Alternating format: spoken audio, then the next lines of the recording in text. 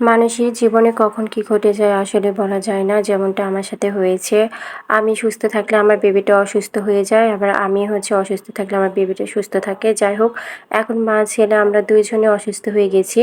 তো আজকে বের হয়েছে আমার মানে বাচ্চাকে ডাক্তারের কাছে দেখানোর জন্য। তো সেখানে গিয়ে অনেকক্ষণ ধরে ওয়েট করা লাগছে, কারণ শিশুদের ডাক্তারের কাছে গিয়ে দেখি অনেক ভিড়।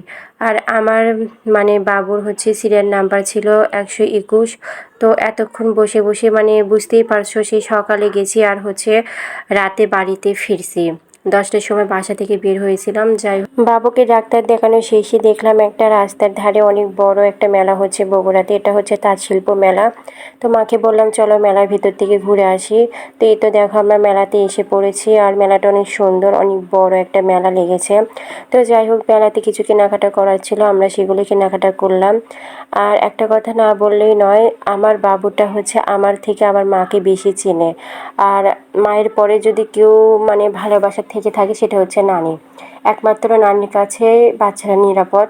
যাই হোক, আমার বাচ্চা আমার থেকে আমার মাই বেশি নেয়।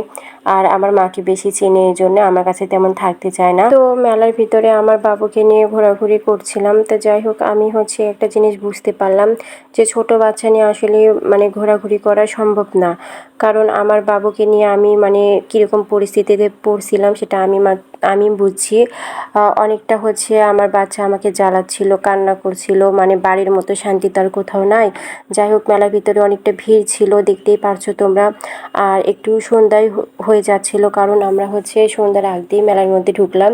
আর একটু ঘোরাঘুরি করতেই সন্ধ্যা হয়ে গেল। যাই হোক, আমি আমার মাকে বলছিলাম যে আর বাবুকে নিয়ে ঘোরাঘুরি সম্ভব না, আমরা চলো বাইরে চলে যাই, বাড়িতে যাব। আর বাবু অনেক কান্না করছিল। যাই হোক, একটা জিনিস বোঝা যাচ্ছে যে ছোট বাবুকে নিয়ে আসলে কোথাও ঘুরে কোনো শান্তি নেই, ওদের জন্য বাড়িটাই সেফ। তো যাই হোক, আমি একবার কোলে নিচ্ছিলাম আমার বাবুকে, আমার মা একবার কোলে নিচ্ছিল। এইভাবেই দুইজন আমরা মানে দুইজনকে হেল্প করেছি।